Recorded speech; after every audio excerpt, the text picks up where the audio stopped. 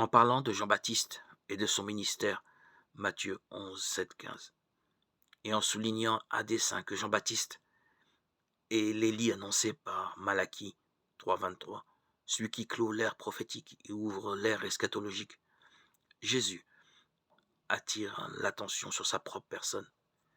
Sa présence parmi les hommes est le signe d'une intervention actuelle du Dieu vivant, décisive pour l'histoire de l'humanité.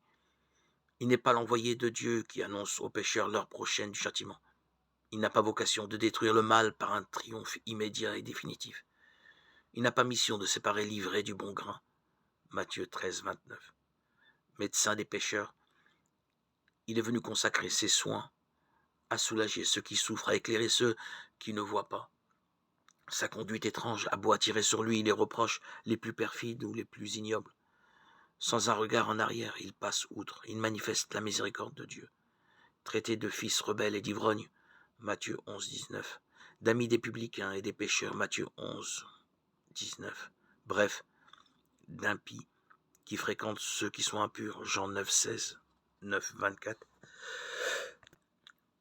Il se sait de ce fait promis à la lapidation et à la mort. Mais devant le précipice qui s'ouvre sous ses pas, loin de trembler, il exulte de joie. Luc 10, 21. Et de son cœur jaillit, comme la plus intime des confidences, le chant de sa vie. Je te bénis, Père Seigneur du ciel et de la terre, d'avoir caché cela aux sages et aux habiles, et de l'avoir révélé aux tout petits.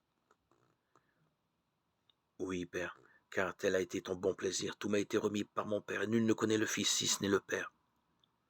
Comme nul ne connaît le Père si ce n'est le Fils, et celui à qui le Fils veut bien le révéler. Venez à moi, vous tous qui peinez et ployez sous le fardeau, et moi je vous soulagerai. Chargez-vous de mon joug et mettez-vous à mon école, car je suis doux et humble de cœur, et vous trouverez soulagement pour vos âmes. Oui, mon joug est aisé, et mon fardeau léger. Matthieu 11, 25, 30.